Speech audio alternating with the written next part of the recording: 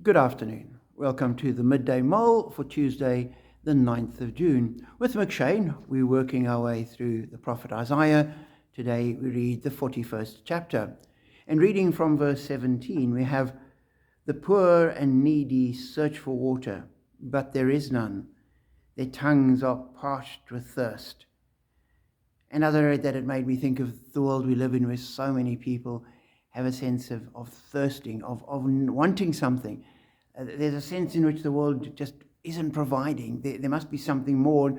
People are looking for to have their thirst quenched in all sorts of places, in all sorts of ways, none of which are ultimately fulfilling, and none of which actually quench the thirst properly. And so the prophet says, there are these poor and needy searching for water. And then it continues, "But I, the Lord, will answer them. I, the God of Israel, will not forsake them. I will make rivers flow on barren heights and springs within valleys. I will turn the desert into pools of water and the parched ground into springs." And so in the midst of this barrenness and the desert and the parched ground, God says, I'm going to bring water. And if one has seen places where there's a drought and the rivers are dried up and the dams are empty and the bottom of the dam is just cracked mud, you have a sense of this desperate need for water. And God says, I will provide in that situation.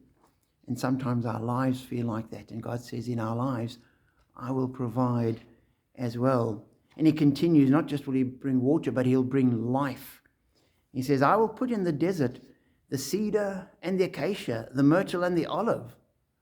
I will set junipers in the wasteland, the fir and the cypress together, so that people may see and know, may consider and understand that the hand of the Lord has done this, that the Holy One of Israel has created it.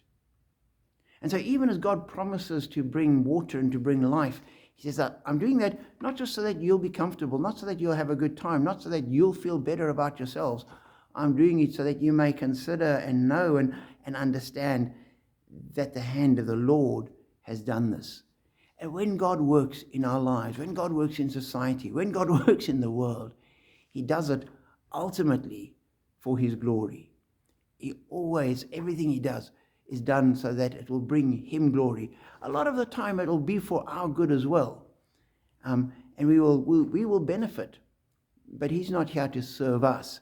He's not here as our servant. He's not here as a genie that we call on in our time of need to come and meet our needs and pamper us. We are here to serve him. And we are here to bring him glory.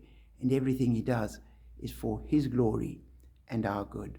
So as we go through life and we confront times of barrenness, times where we feel empty, times where we feel things aren't going well, we can call to the Lord, knowing that he will bring water into the dry places. He'll bring life into the barren places.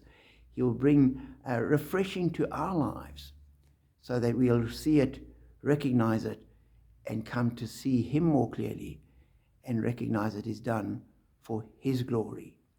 And so my prayer is always, may our lives bring glory to our God every day. Be blessed.